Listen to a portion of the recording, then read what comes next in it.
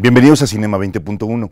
Hoy estamos muy emocionados en el estudio porque nos acompaña una figura que es enormemente relevante, no solamente para México, sino en general para la historia del cine latinoamericano. Se trata de Isaac León Frías. Isaac, probablemente el nombre no le suene tanto porque se trata de un crítico, se trata de un historiador, se trata de alguien que ha documentado a lo largo de más de 60 años el panorama de nuestro cine latinoamericano, desde México hasta la Patagonia. Bueno, no solamente eso, él ha sido un crítico digamos, de muchos más cines, pero bueno, es sobre todo reconocido porque ha documentado justamente toda nuestra historia. Y bueno, el año pasado recibió el premio Fénix en 2017, un premio que durante esta premiación que se otorga a lo mejor del cine latinoamericano, precisamente, se otorga también al crítico más destacado. Isaac León Frías fue precisamente el merecedor de esta presea. Lo mismo ha sido jurado de festivales tan importantes como San Sebastián, el Bafisi en Argentina, Valladolid, Guadalajara, por supuesto en México, el FICO, y bueno, tiene un gran corpus de obra publicada que va justamente desde el ejercicio de la crítica hasta el ejercicio de la historia. Así que estoy seguro que será un gran placer platicar con alguien como él, que viene justamente desde Perú, donde es docente en la Universidad de Lima desde hace muchos años también, y donde es, bueno, quizás la figura tutelar de la historia de la crítica cinematográfica. Platiquemos con él.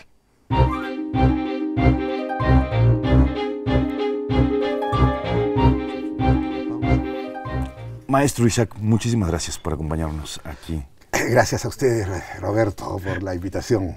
Maestro, la primera pregunta que se me antoja como hacerles, como, bueno, alguien que lleva más de 60 años o casi 60 años escribiendo sobre cine, ¿cuál es el momento que lo hace enamorarse justamente del cine? Había leído en algún lugar que era una película, un western, Tambores Apaches, una película de Fregonese, de la cual tiene como el primer recuerdo cinéfilo. ¿Es esa justamente o por dónde es? Es esa, es esa justamente, y este libro está dedicado al viejo cine de un casi pequeño pueblito que remata el Callao, el puerto del Perú, que es una suerte de isla, ¿no? Porque en 3 de sus 4 partes está rodeada de agua, ¿no? Y solamente hay una extensión que la une, que es el camino hacia el puerto del Callao. Se llama La Punta. ¿Y es el lugar donde usted vivía? Ahí donde viví varios años de mi infancia, y es una experiencia muy especial porque justamente es como vivir en una isla, o casi, ¿no?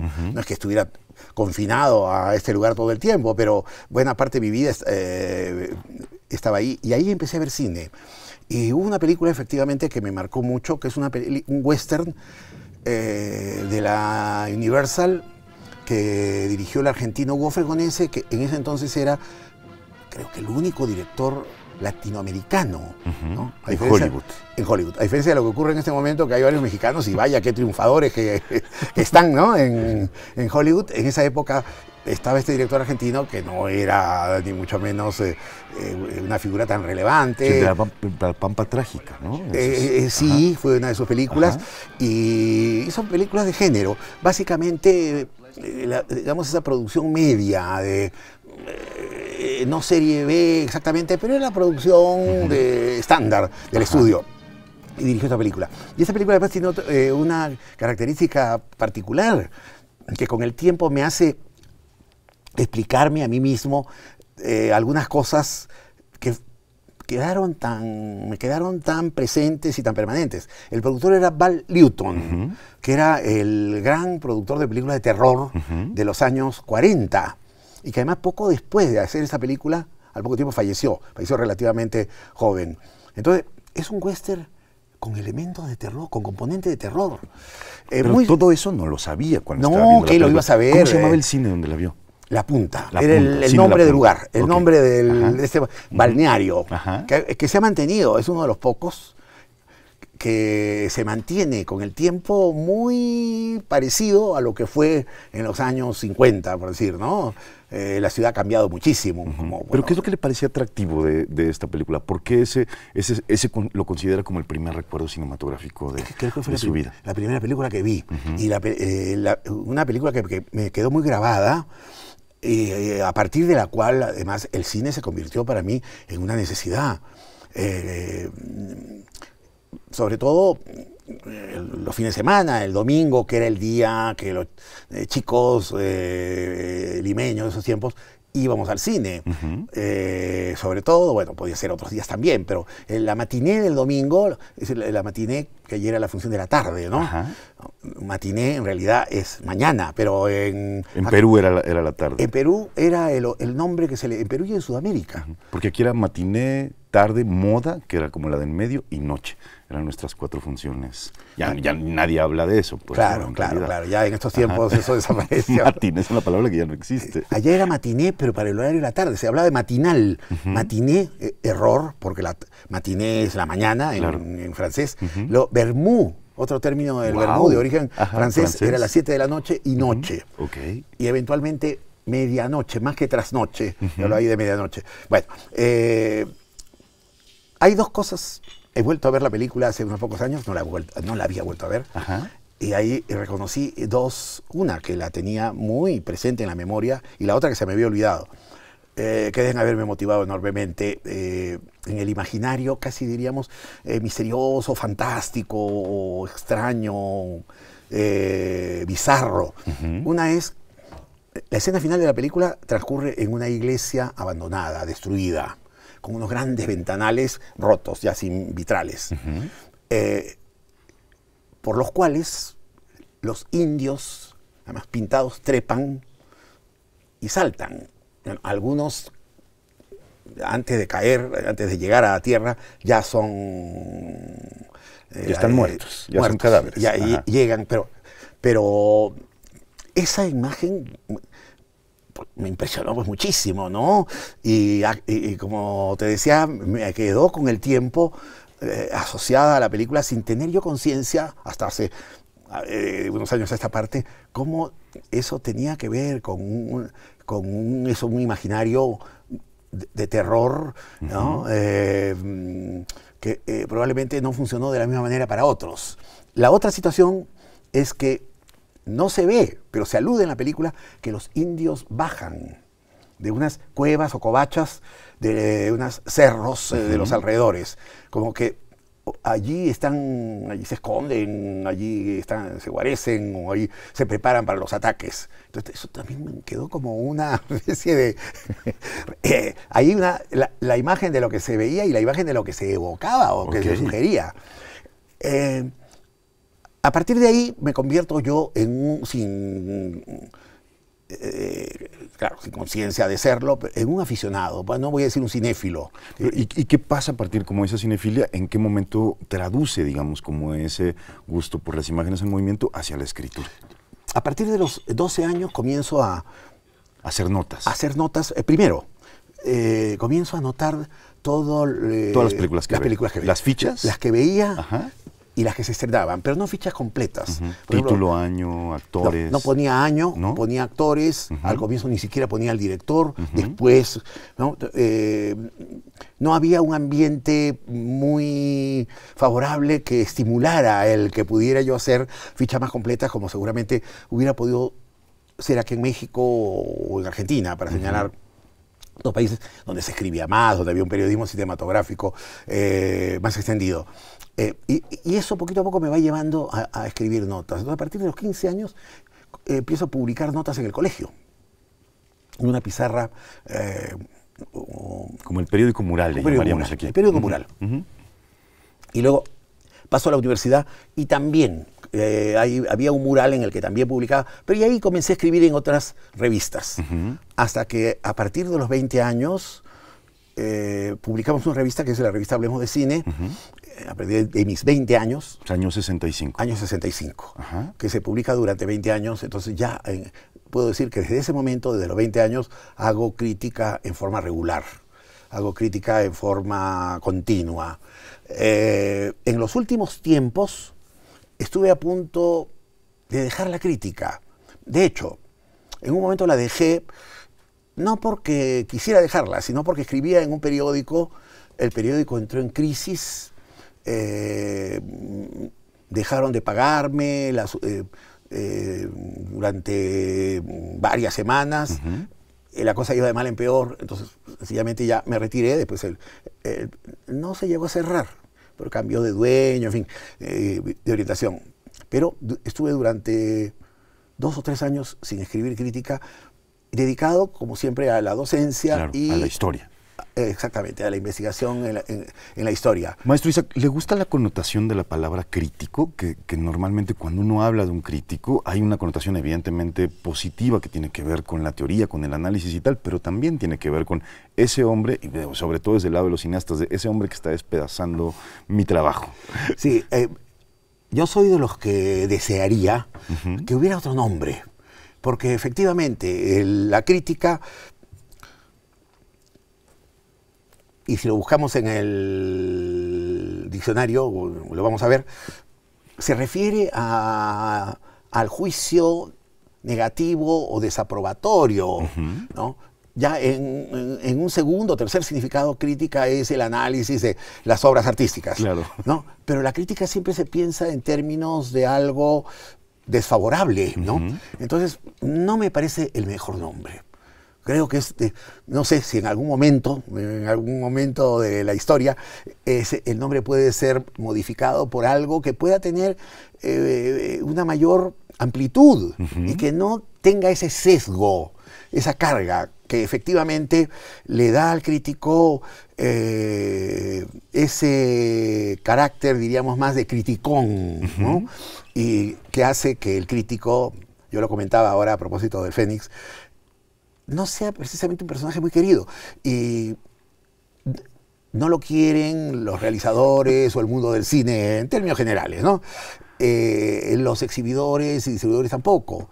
Y el mismo público, los mismos lectores, que a veces este hombre que me viene a arruinar la película, ¿no? Que viene a hablar mal de una película que a mí me gusta, por más que uno trate de defender siempre la libertad del gusto y que claro, nadie se sienta obligado por el crítico, pero de todas maneras, ¿no? Funciona con qué autoridad tiene o qué... o el valor absoluto el valor absoluto de las palabras. Vamos a seguir platicando justamente del oficio de la crítica y de la historia del cine, también con el maestro Isaac León Frías, aquí en Cinema 20.1. Vámonos a un corte y regresamos.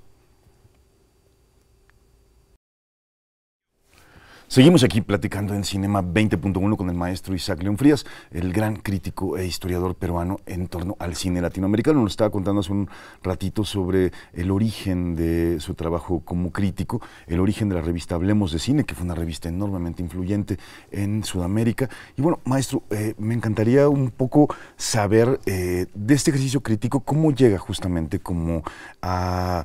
Usted es testigo, más bien, de una serie de acontecimientos de muchos nuevos cines latinoamericanos, ¿no? Del cinema brasileño, del cine mexicano de alguna manera, del cine que pasaba en Colombia, de Chalbó en Venezuela, en fin, de Argentina. Es decir, usted es testigo como de muchos momentos importantes para el cine latinoamericano y sus creadores, es decir, los cineastas que surgían en ese momento. ¿En qué momento comienza a decir, no solamente quiero dedicarme al ejercicio crítico, sino también a la propia historia de todo lo que está pasando aquí? Yo empecé desde muy temprano, por supuesto, a ver películas mexicanas. No solo películas mexicanas, claro, sobre todo, y no sería verdad que dijera, pues resultaría muy demagógico, que prefería las películas mexicanas. No, prefería, como casi todos los chicos, el cine hollywoodense. El cine hollywoodense, que era el cine que veíamos en todas partes y mayoritariamente. Pero siempre con un cariño especial, con una simpatía especial. El cine mexicano y también el cine argentino, aunque en menor medida, casi como un cine propio, casi como no había un cine peruano. Entonces, y había además muchas coproducciones de México con Perú. Sí, posteriormente, en ¿no? los 60, ¿no? Claro, pero digamos, antes, para mí, las películas mexicanas o las películas argentinas eran un poco... El cine de casa. El cine de casa. Era el cine de casa. Además, el cine que se veía en las salas de barrio. El cine que veías con tus amigos, que veías con la familia, que veías con el grupo. Es decir, un cine muy cercano. Entonces, yo me fui naturalmente empapando, digamos, de todo este cine. Luego, al llegar a la universidad, comienza uno a pasar por el filtro de los prejuicios culturales, de las resistencias. Entonces, no, de lo popular. De lo popular. De la militancia, además, supongo. Exactamente, muy ¿no? Importante, entonces, ¿no? la idea de lo popular como algo sospechoso, como algo alienante, como se decía, ¿no? En otra época. Ajá. Entonces, paso por una etapa de una cierta distancia frente al cine popular latinoamericano y también al de otras partes.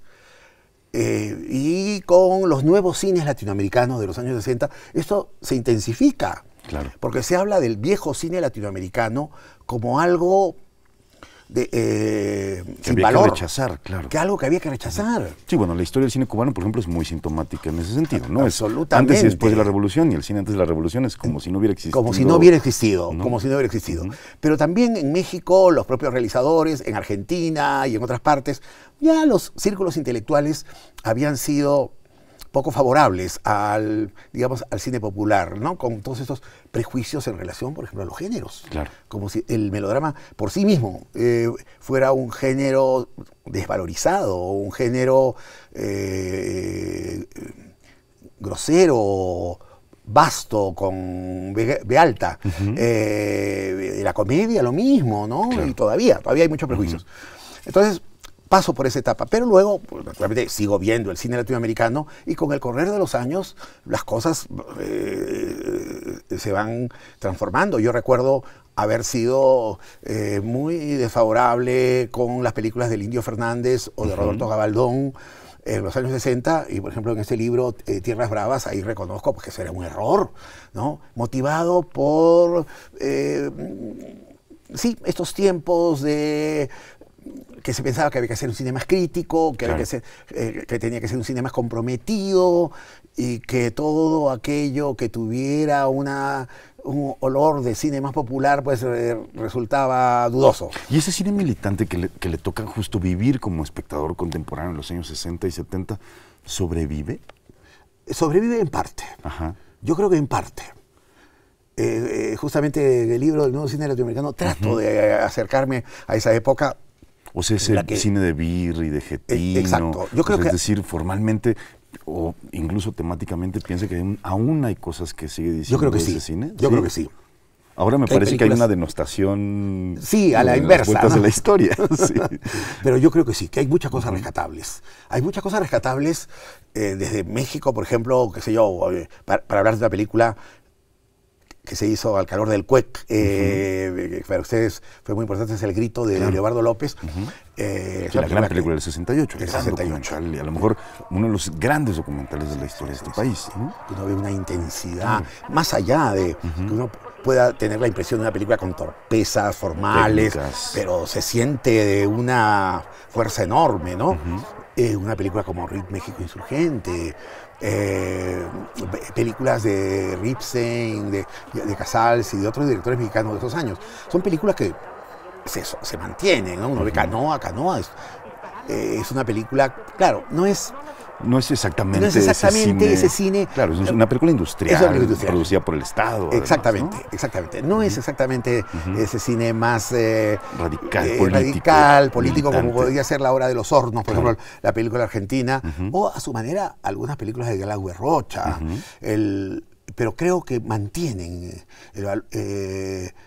su valor. Es verdad, son películas más difíciles, son películas para un público de arte y ensayo, son películas para un público universitario. Ese es un sector del cine de América Latina que aún cuando hablara del compromiso con el pueblo, evidentemente lo hacía la película desde una escritura muy elaborada, que no era aquella que ni en ese momento ni ahora le interesaba a un espectador, digamos, promedio. O algunas otras sí, por ejemplo, hay algunas películas de Birri, Los Inundados, que tiene elementos de la picaresca, de la comedia picaresca, que me parece que siguen funcionando. hay algunas películas cubanas como Lucía, Claro. que también es una película que... No, y que formalmente siguen siendo hermosas. Muy hermosas Sí, sí. y también con capacidad de comunicación, ¿no? Claro. Pensaba mucho en este, que es uno de los últimos libros que presentó aquí en Ficunam, 20 años de estrenos de cine en Perú, 1950-1969, que como nos decía al principio, es un poco un homenaje a esa primera etapa de cinefilia. Pero pensaba, leyendo un poco al respecto de lo que ha hecho este libro, que también es una reivindicación de una diversidad de cinematografías que podían verse, a las cuales el espectador tenía acceso. Cine inglés, italiano, checoslovaco, en fin, no solamente la hegemonía del cine hollywoodense. Y cómo eso hoy es completamente distinto. Sí. Esa es la razón, digamos, principal. Es posible que la razón emocional o de fondo fuera dar cuenta de ese cine que yo vi de niño más con nostalgia, y de joven, exactamente. Pero el tratamiento del libro no es nostálgico, ¿no? He tratado yo de evitar que no sea el libro pues de un viejito memorioso y nostálgico que recuerda, digamos, el cine de su infancia y de su juventud. No, me interesaba hacer ver, efectivamente, lo que acabas de señalar, que fueron los años, y no solamente Perú, porque eso también se dio en México. Claro. No, si uno revisa las carteleras cinematográficas de Ayala Blanco y María Luisa Amador, se encuentra, digo, no sé, películas de yugoslavas, ¿no? Estrenadas en la cartelera comercial, que uno decía, bueno, ¿y esto cómo era posible en los años 50? Como rarezas, ¿no? Entonces, por eso es la época en la que, como nunca en la historia, y yo diría casi en la historia de todos nuestros países, el cine tiene una diversidad nacional, una diversidad de origen que ni se había visto antes ni se va a ver después. Ahora, por ejemplo, ustedes tienen aquí la gran suerte de contar con la Cineteca Nacional, la Filmoteca de la UNAM, que ofrece un material diversificado y alternativo. Pero la cartelera es casi, yo veo la cartelera de aquí, es como si estuviera viendo la cartelera de Lima o la de Buenos Aires. Estamos viendo exactamente la misma película, porque la lógica de los multicines es similar, ¿no? En todas partes. Entonces, ese era el interés, vamos a decir, principal, en el sentido de dar cuenta de este periodo tan rico, tan variado, en el que uno escuchaba tantas lenguas. Por ejemplo, un dato que por ahí yo señalo, alguien me dijo, oye, eso no deberías ponerlo porque ya es muy personal, es que el poco italiano que yo aprendí, y con el que a veces me defiendo... ¿Fue por Sofía Loren? también por Sofía Loren y las grandes divas del cine italiano, pero por escucharlo constantemente. Y como es una lengua muy cercana, fonéticamente parecida a la nuestra, entonces incorporé una serie de palabras, y voy a viajar pronto a Italia, y estoy seguro que llegando ahí me voy a soltar, por supuesto, cometiendo una serie de errores. Ese es un ejemplo. Ahora, otra que te quiero dar que es muy interesante, que aparece en ese libro, durante 30 años, la década del 30, 40 y 50, después del volumen de películas norteamericanas, que era mayoritario en la cartelera, estaban las películas mexicanas. ¿No? Perú fue uno de los mercados realmente naturales del cine mexicano, en el sentido de que se veía casi todo el cine mexicano. Ahí se distribuía prácticamente todo. Como en Cuba, como en Colombia, como en Venezuela, países en los que... La cinematografía era incipiente, en realidad, ¿no? No había una producción local real. Pero además, incluso yo creo que si lo hubiera habido, el cine mexicano tenía una popularidad enorme, ¿no? Y mucho más, por ejemplo, que el cine argentino, que también en la década del 30, 40, 50, en el Perú se vio, se vio en una gran cantidad. Hasta los años 50 México estaba en el segundo lugar, pero en los años 60, aún cuando la producción mexicana que se distribuyó fue muy grande, la italiana pasó al segundo lugar. Se vio muchísimo cine italiano, comedias, películas de... episodios. Películas de las comedias de episodios, exactamente. Las películas estas de, ahí llamábamos de romanos, estas películas históricas con... Peplum, el cine de Peplum. El Peplum. Luego en los espaguetis y cine de autor. Todo eso que también acá en México, ¿no? Igual se vio muchísimo. Entonces, y ya comienza el decaimiento de la producción mexicana, que es un poco la crisis de de la industria, igualmente, ¿no? En los años de las series. Todo eso se veía, pero ya no tenían, las películas mexicanas ya no tenían la enorme popularidad que habían tenido en las décadas anteriores, ¿no? Maestro, Isaac, el tiempo se nos acabó, lamentablemente. Podríamos seguir platicando. Hay que buscar justamente los libros del maestro Isaac León Frías. No está fácil encontrarlos, en realidad, digo, están editados en Perú. Sin embargo, bueno, se pueden encontrar muchas cosas en internet, por ahí, de cosas, de artículos que ha publicado, entrevistas que ha dado. Me parece que haber tenido la posibilidad de platicar con un hombre fundamental como testigo y como escribano probablemente de nuestra historia latinoamericana cinematográfica reciente ha sido un verdadero privilegio. Estamos aquí la próxima semana en Cinema 20.1. Ya no nos contó de su último proyecto que tiene que ver con el cine mexicano y el cine argentino, pero bueno, eso lo dejaremos para el próximo año que regrese acá al FICUNAM, que es quien lo trae normalmente para que nos lo platique. Estamos por acá la próxima semana.